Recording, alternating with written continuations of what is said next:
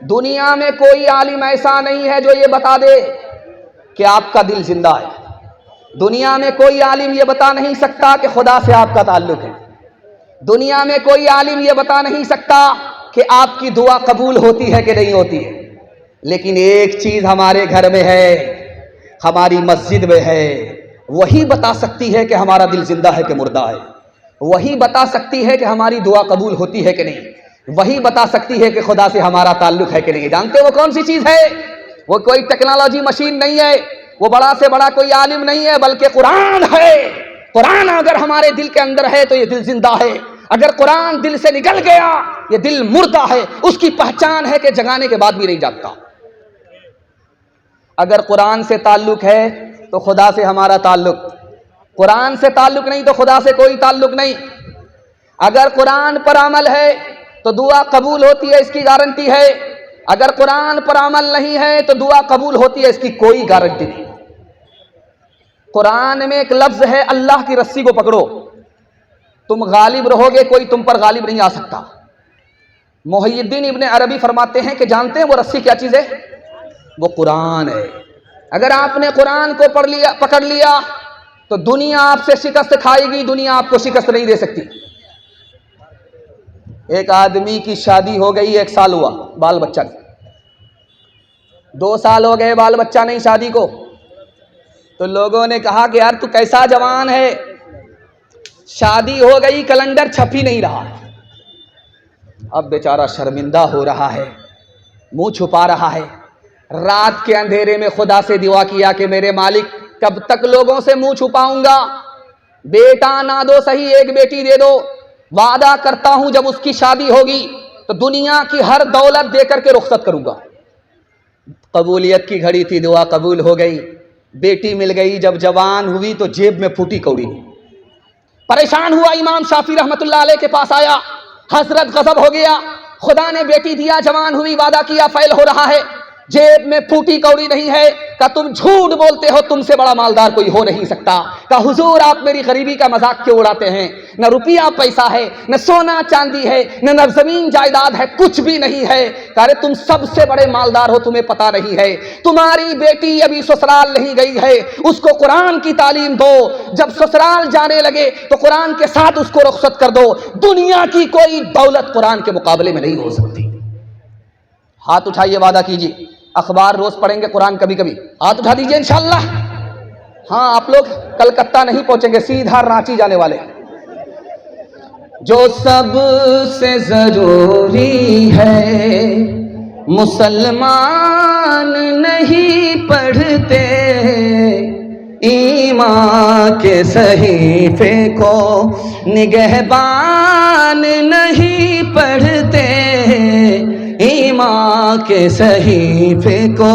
یہ کیسے مسلمان ہیں جو صبح سویرے، یہ کیسے مسلمان ہیں جو صبح سویرے اخبار تو پڑھتے ہیں قرآن نہیں پڑھتے، اخبار تو پڑھتے ہیں قرآن نہیں پڑھتے، اخبار تو پڑھتے ہیں۔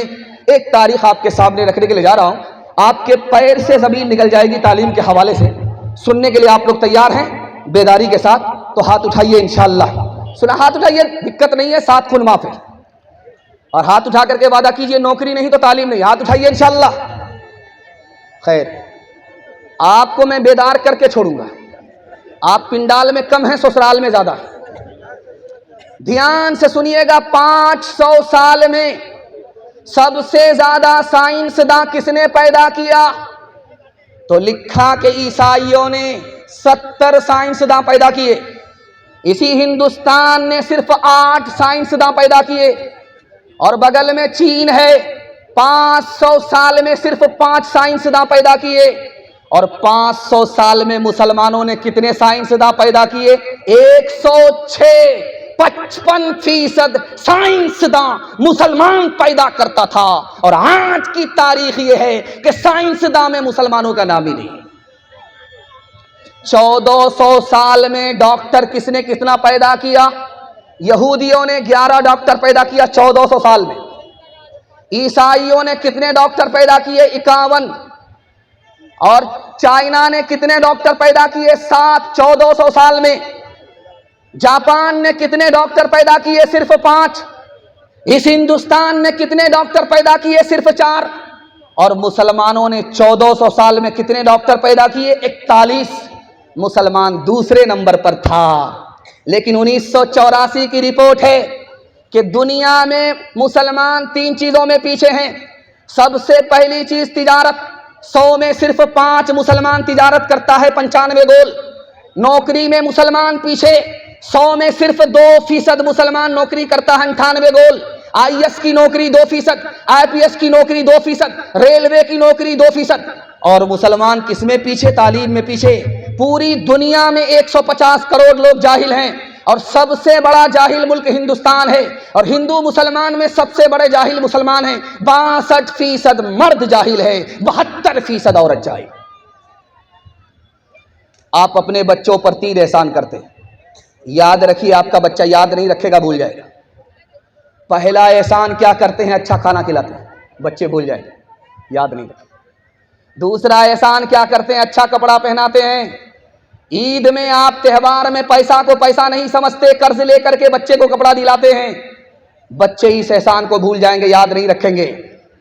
اور آخری احسان، بچے کے لیے اچھا سے اچھا مکان بناتے ہیں. یاد رکھیے، جب ان بچوں کا دور آئے گا تو آپ کا بنایا ہوا مکان مقبرہ بن جائے گا، اجاڑ کر کے پھینک دیں گے، شیش محل بنائیں گے. تمام احسان کو بھول جائیں گے. لیکن کتابوں میں لکھا ہے ایک احسان کر دیجئے، بچے کی زندگی بھر یاد رکھیں گے. آپ جاہل رہے کوئی فرق نہیں پڑتا، اپنے بچے کو پڑھا لکھا دیجئے، زندگی بھر احسان یاد رکھیں. میں جو آپ کے سامنے بیٹھا ہوں، کیسے بیٹھا ہوں؟ میرے ہاتھ پاؤں نیچے ہیں، میرا دل بیچ میں ہے، میرا دماغ اوپر ہے. ٹھیک یہی حالت آپ لوگوں کی ہے. آپ لوگ بھی بیٹھے ہیں، ہاتھ پاؤں نیچے ہے، دل بیچ کے اندر ہے، دماغ اوپر ہے. اس تقسیم پر جب آپ غور کریں گے تب آپ کو علم کی عظمت معلوم ہوگی. ہاتھ پاؤں سے کام کاج کیا جاتا ہے، اس کو خدا نے نیچے رکھا. اس دل سے دولت کمائی جاتی ہے، اس کو بیچ میں رکھا. اس دماغ سے علم حاصل کیا جاتا ہے، اس کو سب سے اوپر رکھا. اگر تمہارے بچے کو علم نصیب ہو جائے، ہنر نصیب ہو جائے تو اللہ عزت کی چوٹی پر پہنچا دے گا. بچپن میں جس کا بچہ جتنا کالا ہوتا ہے، اس کی ماں اتنا زیادہ صابن لگاتی ہے، رگڑ رگڑ کر کے لگاتی ہے، 72 مرتبہ صابن لگاتی ہے. لیکن وہ صابن بھی قسم کھا لیتا ہے کہ میں تو کالا ہو جاؤں گا لیکن اس کالیا کو گورا ہونے نہیں. آسمان سے ہی ٹھپا پڑا ہوا ہے. بچہ کالا ہے، ہونٹ موٹے موٹے ہیں، دانت باہر ہے، نہایت بدصورت ہے. ماں نے کہا بیٹا تو اتنا بدصورت ہے، لوگ تم کو اپنی مجلس میں جگہ نہیں دیں گے، لیکن ایک کام کر لو، لوگ تم کو ترقی پر اٹھائیں گے، تمہاری جوتیاں سیدھی کریں گے. بیٹے نے کہا کہ اماں وہ کیا کام ہے؟ کہ رات دن ایک کر کے محلے کے سارے بچے کو علم میں پیچھے کر دو. جس دن تم پیچھے کر دو گے، محلے کے لوگ تم کو ترقی پر اٹھائیں گے، تمہاری جوتیاں سیدھی کریں گے. یہ بدصورت بچہ رات دن ایک کر کے محنت کر کے علم میں اتنا آگے نکل گیا کہ مکہ کا قاضی بن گیا. علم دل کا سرور ہوتا ہے. علم دل کا سرور ہوتا ہے. چشمے بینا کا نور ہوتا ہے. چشمے بینا علم سے رنج دور ہوتا ہے. علم سے رنج دور ہوتا ہے. دل کو حاصل سرور ہوتا ہے. دل کو حاصل. آدھا پیغام میرا نکل گیا. محبت سے آپ سن رہے ہیں، مجھے بھی پتہ نہیں چلا. اللہ اس محبت کو سلامت رکھے. جوان بیٹوں کے لیے میں دعا کرتا ہوں، اللہ ان کو نوکری کے لیے قبول فرمائے، ان کو روزگار عطا فرمائے. یہاں سے لے کر کے وہاں تک جوان سننے کے لیے تیار ہیں؟ ہاتھ اٹھائیے انشاءاللہ. बूढ़े लोग गलती से हाथ मत उठाइएगा, आप लोग यहाँ जवान होने वाले नहीं।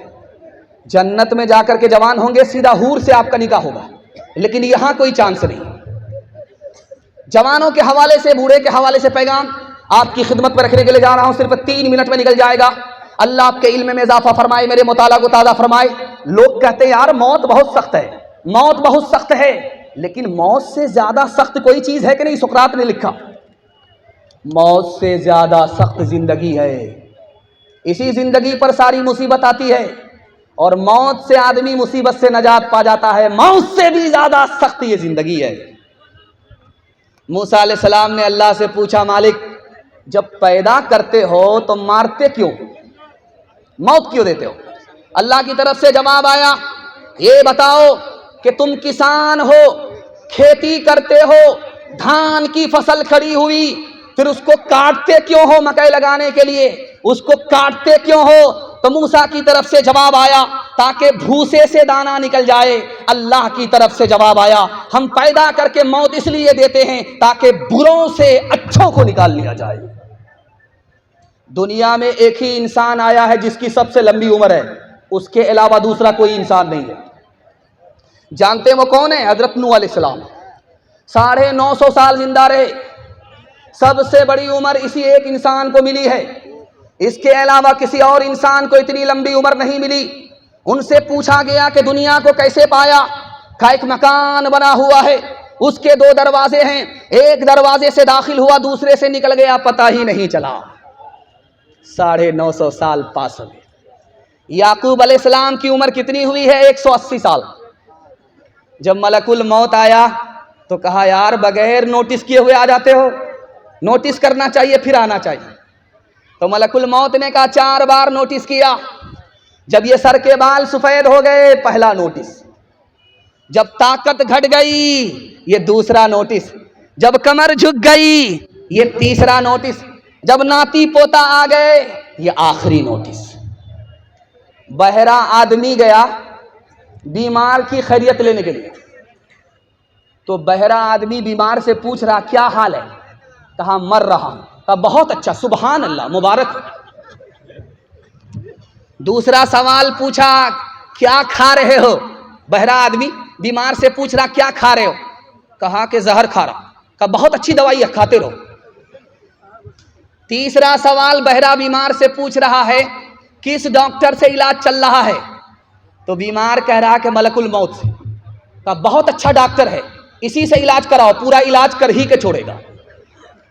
हाथ उठाइए, वादा कीजिए जवानी में सोएंगे, बुढ़ापे में जागेंगे। हाथ उठाइए इंशाअल्लाह।